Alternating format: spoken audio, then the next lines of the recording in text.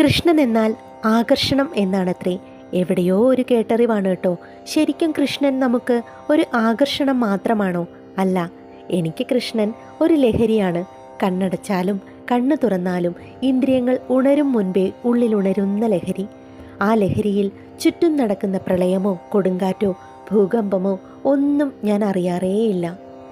അറിയാൻ കണ്ണൻ സമ്മതിക്കുന്നില്ല, അതാണ് ശരി. കടുത്ത ദുഃഖങ്ങളൊക്കെ വരുമ്പോൾ ഞാൻ അറിയും മുൻപ് അറിഞ്ഞ് നമ്മുടെ സാഹചര്യങ്ങളെ, ചുറ്റുമുള്ളവരെ അവർ പോലും അറിയാതെ നമുക്ക് അനുകൂലമാക്കി തീർക്കുന്ന മായാജാലക്കാരനാണ്. ശരിക്കും ഒരു ലഹരി തന്നെയാണ് കണ്ണൻ. ഇനിയും അറിയാൻ കൊതിക്കുന്ന, വീണ്ടും വീണ്ടും ആകർഷിക്കുന്ന ലഹരി.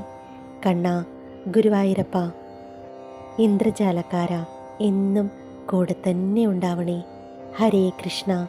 ഗുരുവായൂരപ്പ ശരണം.